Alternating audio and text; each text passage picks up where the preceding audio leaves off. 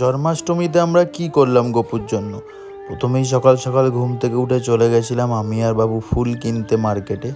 আর ফুলের যা দাম, সেই জন্য যেইটুকু দরকার সেটুকু কিনে নিয়েই চলে এসেছি, কারণ অত্যাধিক দাম। 2 টাকার ফুল 5 টাকা, 10 টাকার ফুল 50 টাকা চাইছে।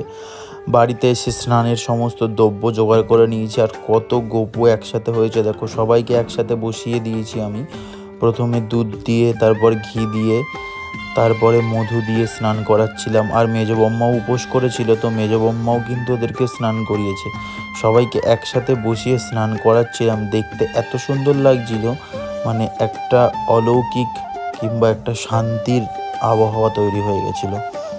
তারপরে ঘি, মধু, দুধ, চিনি, অশ্বগন্ধার জল, তারপরে তোমার সুগন্ধি জল, অঘুরু, সমস্ত কিছু দিয়ে স্নান করানো হয়েছিল ওদেরকে। পঞ্চামৃত তো দেয়াই ছিল, তারপরেও আরও নানা রকম দ্রব্য দিয়ে ওদেরকে স্নান করানো হয়েছে। এদিকে সুগন্ধি জল দিয়ে স্নান করানো হচ্ছে, এরপর পুষ্প দিয়ে ওদের অভিষেক করানো হচ্ছে, কারণ এটা অবশ্যই করতে হয়। আর এই দেখো গপুদেরকে কত সুন্দর লাগছে।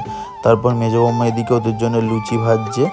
আর বাদ বাকি সমস্ত কিছু হয়ে গেছিল করা, কারণ যেহেতু আমি মন্দিরে কাজ করছিলাম তাই অত ভিডিও নিতে পারিনি। এদিকে তালের বড়া, মালপোয়া, লুচি, সুজি, ননি সব রান্না হয়ে গেছিলো। আর এদিকে কল্যাণী দিদা চলে এসছে, ফুলের মালা গাঁথছে, আমিও গাঁথছিলাম, তার ফাঁকে একটু ভিডিও করে নিয়েছি।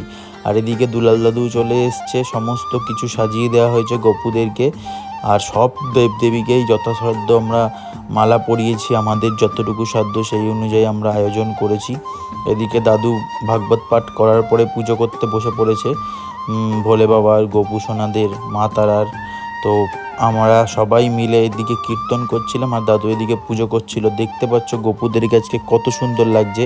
আর ওদেরকে দেওয়া হয়েছিল 5 রকমের ফল, মিষ্টি, লুচি, সুজি, মালপোয়া, বড়া, ননি, সমস্ত কিছু দেওয়া হয়েছিল। আর লোকনাথ বাবারও কিন্তু আজকে জন্মদিন, তো তাকেও আমরা মালা পরিয়েছি, পুজো দিয়েছি যতটুকু আমাদের সম্ভব। দেখো আমার গপু সোনাদেরকে কত সুন্দর লাগছে। আর লাল ড্রেসটা পরে তো ওই বড়ো গপুকে আরও আরও আরও বেশি সুন্দর লাগছে। তো কারা কারা জন্মাষ্টমীতে কি করেছো অবশ্যই আমাকে কমেন্ট করে জানিও। আর আমার গপুদেরকে কেমন লাগছে তোমরা কমেন্ট করে কিন্তু জানিও। সবাইকে জন্মাষ্টমীর শুভেচ্ছা ও ভালোবাসা। আর কে কোথা থেকে আমার ভিডিও দেখছো অবশ্যই কমেন্ট করো। আর কালকে কিন্তু নন্দ উৎসবের ব্লগ আসছে, সেটাও দেখতে ভুলো না। আর অবশ্যই আমার গপুকে কেমন লাগছে জানিও।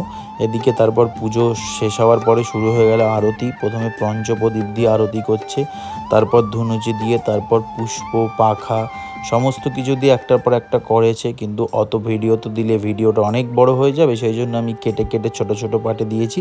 এরকম ভিডিও দেখতে চ্যানেলটা সাবস্ক্রাইব করে আমাদের সাথে থাকো।